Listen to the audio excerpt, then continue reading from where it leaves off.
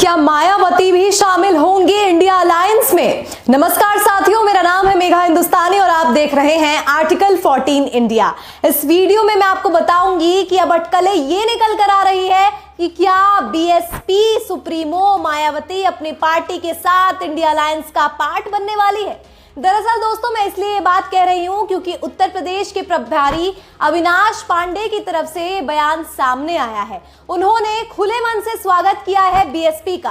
कांग्रेस महासचिव ने बात कही है कि बीएसपी का पूरे दिल से हम स्वागत करते हैं और बीएसपी के लिए इंडिया अलायंस के द्वार जो है वो खुले हैं।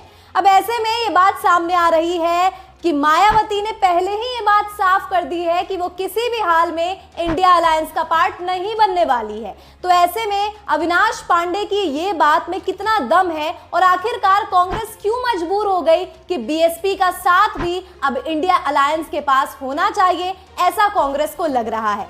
दरअसल उत्तर प्रदेश की गणित इस प्रकार से चल रही है कि मौजूदा इंडिया अलायंस जिसमें समाजवादी पार्टी और कांग्रेस है, वो 2019 के मुकाबले जब आरएलडी, समाजवादी पार्टी और बीएसपी का गठबंधन हुआ करता था, उससे कमजोर दिखाई दे रही है। और दरअसल ये बात भी इसीलिए सामने आ रही है क्योंकि जिस प्रकार से उत्तर प्रदेश में जातिगत वोट का आधार है, उस आधार पर यह बात कही जा रही है कि अब वोट जो है बीएसपी की वजह से कटने वाले हैं और बीएसपी का इनडायरेक्ट फायदा जो है भाजपा ले लेगी। ऐसे में साफ है कि किस तरीके से समाजवादी पार्टी और कांग्रेस के जो वोट शेयर, जो सीट शेयरिंग का मसला सबसे पहले अटका हुआ था, अब ये बात साफ हो गई कि 17 सीटों पर कांग्रेस लड़ेगी, 62 सीट्स पर जो है समाजवादी पार्टी और 1 सीट चंद्रशेखर के खाते में गई है।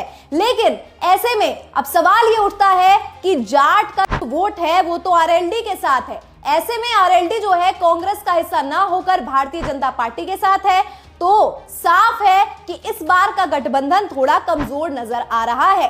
सवाल इसलिए भी है क्योंकि जाटव जो है चंद्रशेखर के साथ है। ऐसे में समाजवादी पार्टी के पास दलित का वोट है, लेकिन साथ में जो लोअर कास्ट, जो ओबीसी है, उनका वोट आखिरकार किसके पास होने वाला है? यानी कि ओबीसी, दलित, जाटव ये किसको समर्थन देने वाले हैं? चंद्रशेखर आजाद को या फिर मायावती को? ये अटकलें लगाना इसीलिए भी लाजमी है क्योंकि जिस प्रकार से ये गठबंधन बनाया गया है उसमें यादव का वोट, मुस्लिम का वोट तो बखूबी मिलने वाला है, लेकिन जो ओबीसी और दलित का वोट है वो बहुजन समाजवादी पार्टी के खाते में आने वाला है, जिससे जो है वोट बढ़ते हुए नजर आ रहा है और इसका सीधा फायदा जो है भाजपा को मिलने वाला है।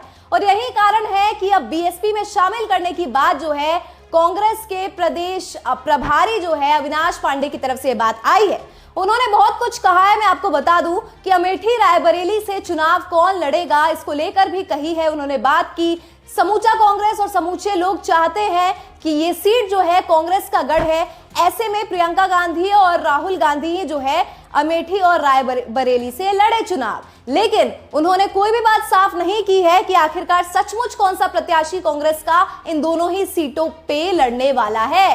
साथ ही कांग्रेस प्रदेश प्रभारी ने यह बात भी साफ नहीं की है कि आखिर सीट शेयरिंग को लेकर जो मसला चल रहा था, कितने सीटों पर किसकी बात जो है फिक्स हुई है। उन्होंने बात कही है कि आरएलडी का जिस प्रकार से इंडिया अलायंस को छोड़ना, भाजपा को ज्वाइन करना काफी दुर्भाग्यपूर्ण है। आरएलडी का भाजपा ज्वाइन करना दुर्भाग्यपूर्ण इसीलिए उन्होंने बताया क्योंकि इससे जो है जाट समुदाय और किसानों और तमाम जो वेस्टर्न यूपी में जिसे गढ़ बताया जाता है वोटर्स का, वो वोट जो है अब आरएलडी के खाते में जाएगा, जिससे समाजवादी और इंडिया अलायंस यानी कांग्रेस जो है उसको इससे नुकसान होने वाला है। तो ये उत्तर प्रदेश की गणित जिसकी वजह से ये कयास लगाए जा रहे हैं और इसीलिए इस समय जो है जो कांग्रेस पहले मायावती को नहीं पूछ रही थी, लेकिन अब जो है साफ साफ कह रही है कि हमारे द्वार जो है मायावती जी के लिए खुले हुए हैं, क्योंकि अब कांग्रेस और समूचे इंडिया अलायंस को इस बात की भनक हो चुकी है कि अगर बीएसपी को अगर साथ में नहीं लेके चला जाएगा तो आपका ओबीसी और दलित का वोट भी जो है टाटा बाय बाय हो जाएगा। क्या राय है आपकी इस पूरी रिपोर्ट को लेकर? कमेंट सेक्शन के जरिए हम तक पहुंचाइए। फिलहाल मुझे दीजिए इजाजत, मैं मिलती हूं आपसे ऐसे ही दिलचस्प वीडियो के साथ। धन्यवाद।